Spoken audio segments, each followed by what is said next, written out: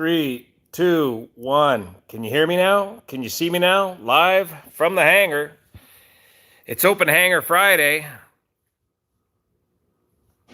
We're going to go over a couple of things that I wanted to go over in detail later on, but I just want to get them knocked out live, one-stop shopping here today, Friday, in the Blanco Lirio hangar.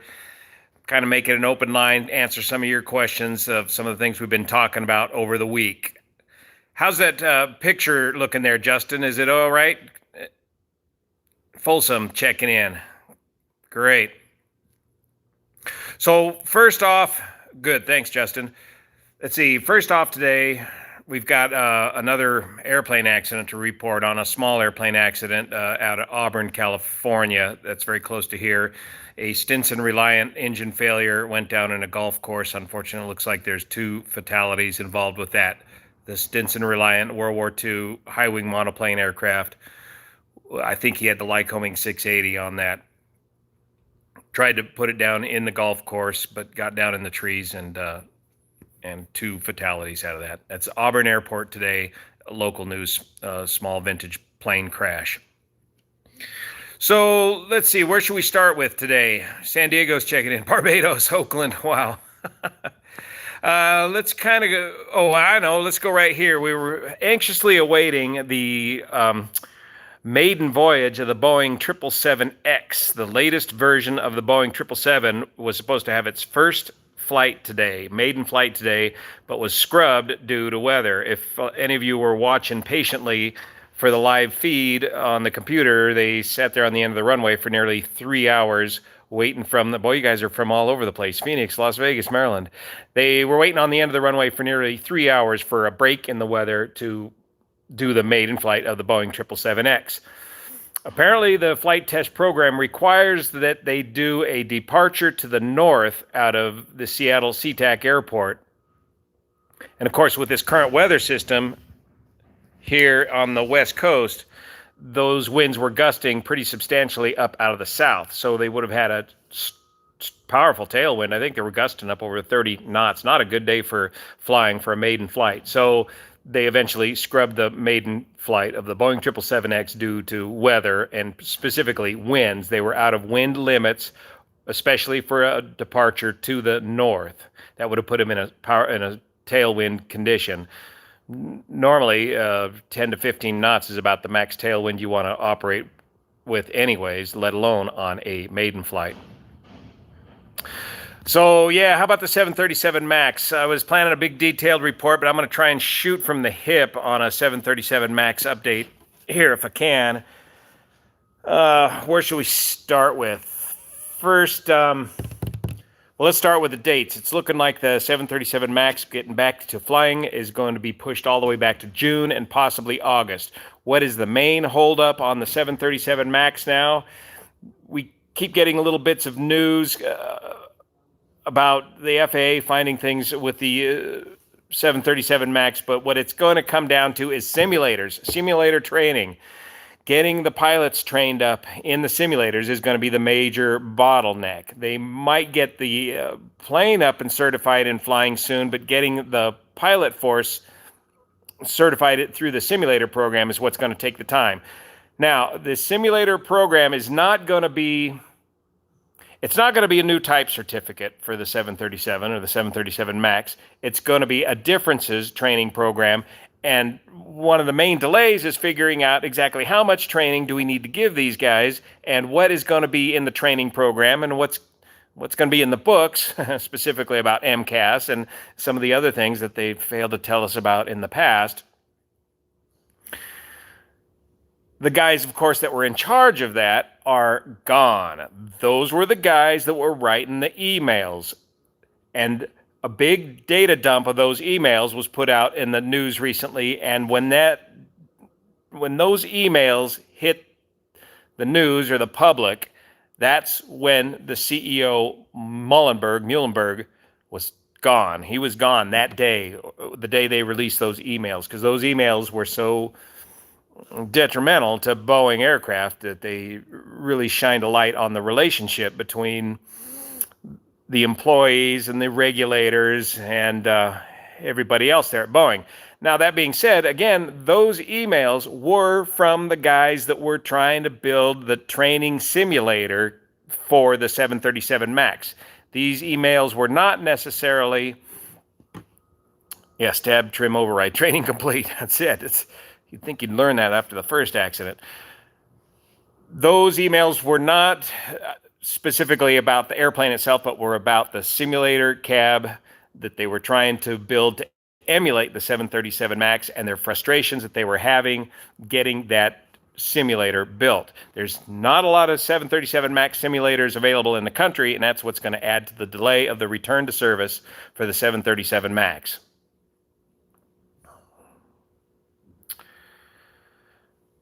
So, of course, production is temporarily halted. Folks are getting laid off left and right. That's rippling a bit through the economy. Some estimates now are a cost, this whole 737 MAX debacle, costing upwards of, I'll get back to that in a minute here on a personal update. Remind me again. The cost of this being around $8 billion, possibly as much as $13 billion once they pay the airlines their recompensation for lost revenue because of the lack of a certified aircraft because of the grounding. Boeing has been shopping around for some $10 billion in equity, $10 billion in equity. But remember, once they get these aircraft built and these orders filled for up to a 4,000 order backlog for the 737 MAX, that's about $60 billion worth of aircraft orders. So you don't see a big change in the stock price. Well, there's a fair change in the stock price at Boeing, but you don't see it plummeting off the charts yet. So still lots of fallout from all that. Will they bounce back? Will Boeing bounce back? They have to. We have no choice. We have no other aircraft manufacturers. This new CEO is going to go to great lengths to separate himself from the previous administration and get this company back in business properly and regain the confidence. That's the big thing. They've just lost everybody's confidence with this whole 737 MAX debacle. Let me check my my handy-dandy notes here that I had for today's broadcast. Yeah, other things on the 737 MAX you hear in the news. There was a bit about the wiring. There was a bit about the computers starting up. Those are all minor glitches. When you make public emails that calls the FAA out to the extent that these guys did you see the bit about like a dog watching TV is how the Boeing employees referred to the regulators? You're going to get the full faith and power of the FAA to go over your program and slow you down. They've just really upset the relationship with the regulators and the FAA, and when they expose those emails. And so the FAA is going to take their sweet time getting this aircraft back in the air. But again, the simulator training program is going to be the slow part of the getting the aircraft back into the air. Now, one more thing about the emails. There was a reference in there, in all those pages of emails, there was a reference in there from somebody that had been around during the 7576 program. That's an aircraft I've flown in the past, and that's an aircraft that had huge differences, but a similar type rating.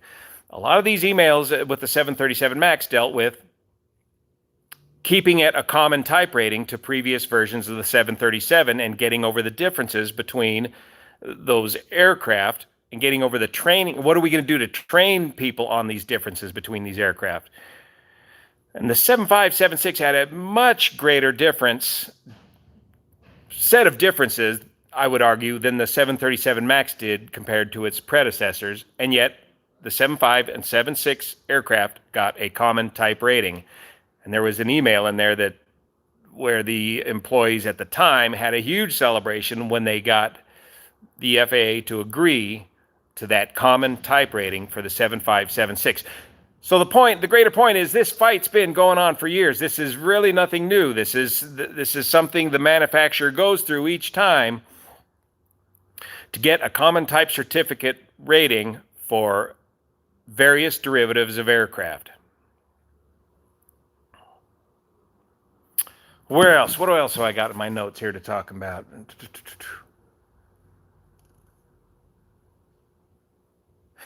I'm also hearing rumors that the next generation mid-market aircraft from Boeing is kind of going back to the drawing board. Maybe they're going to go back and reevaluate the market for that aircraft with the new CEO. Again, I think this is a matter of the new CEO trying to distance himself from the previous administration and erase any of the paw prints from the previous administration on to the next generation of Boeing mid-market aircraft. So it'll be interesting to watch that and see how that plays out.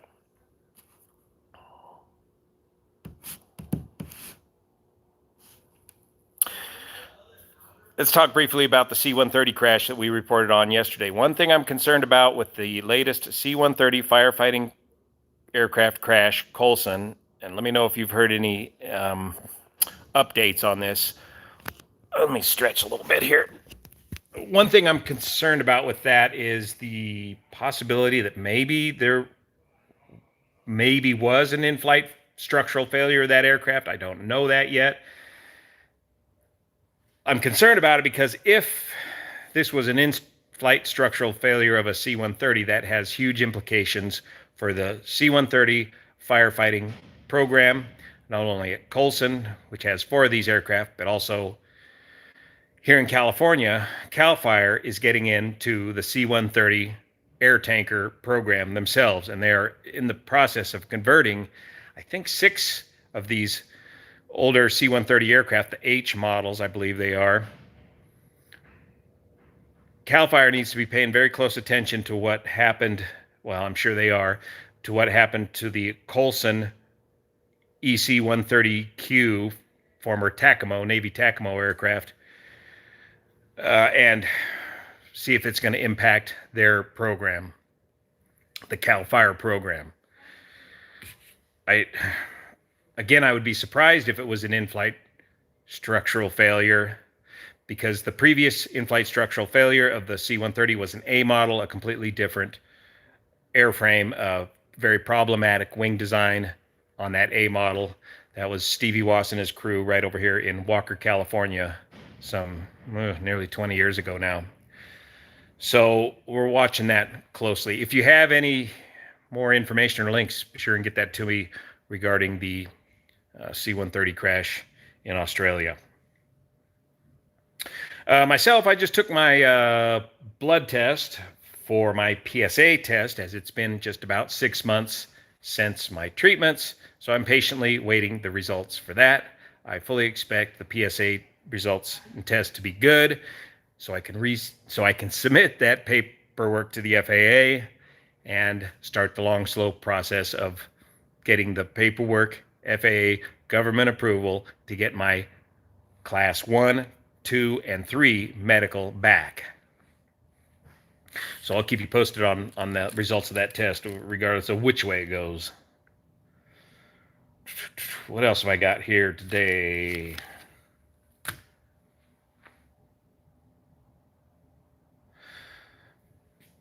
That's the update in a nutshell here. We can show you around the hangar for a little bit if you like. Both aircraft, the Luscombe and the Bonanza, are down for annual inspections right now. Very slowly going through that because I got no real need to get them back in the air right away. The timber sled project has worked out fantastic. This is a KTM 300 TPI bike. This is the new fuel-injected 2-stroke motorcycle, computer-controlled, with the timber sled kit mounted on it, which turns the dirt bike into a snow bike. It's about a $4,500 kit. It takes about, I got it down to about an hour and 15 minutes to remove the wheels, the chassis, and install the timber sled.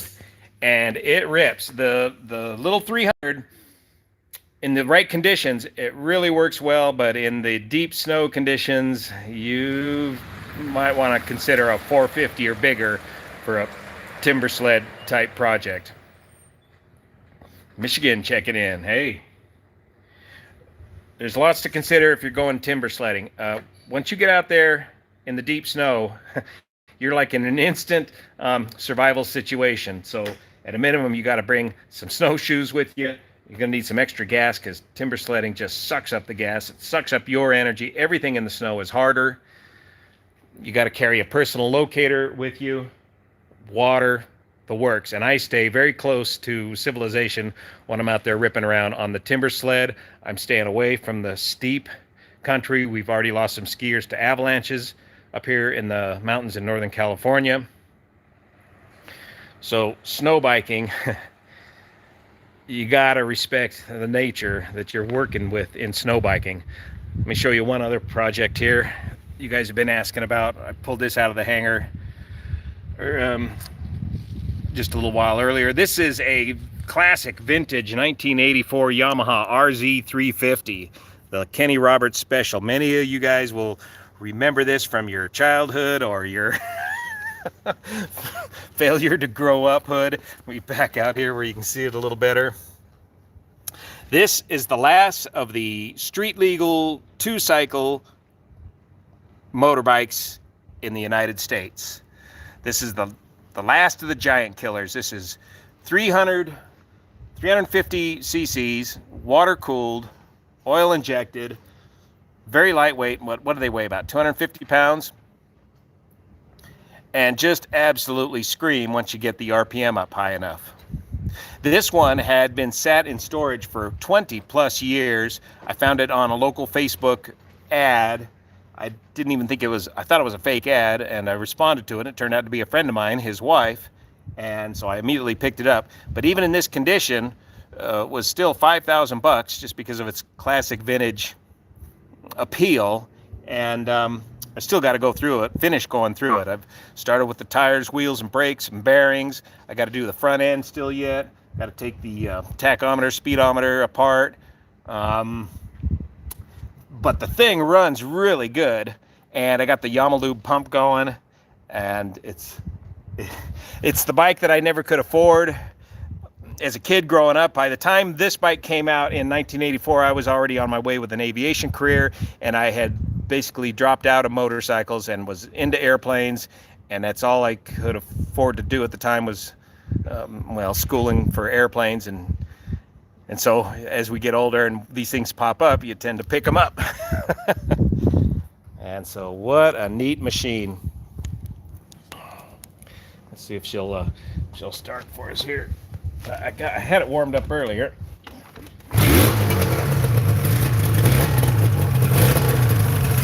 Yeah, see the pleasing owners have the experience.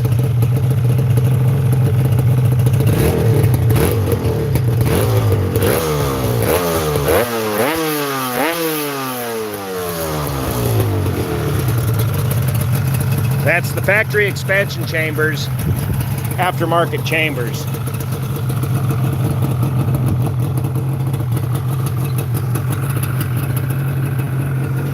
But you got to get on the pipe between 6 and 9,500 RPM. That's where all the performance is on these two-strokes, and it's they weren't great beginners bikes. They were very high performance bikes for their day, and they still are today. You don't see these. Well, you don't see so many of these smaller high performance bikes today. Everything is 600 cc and up, it seems like. So that's the joy of the small high performance motorcycle. So that's what's going on here at the Blanco Lirio headquarter hangars today. We just got the oil changed on the timber sled. Annual on the Luscombe going on there.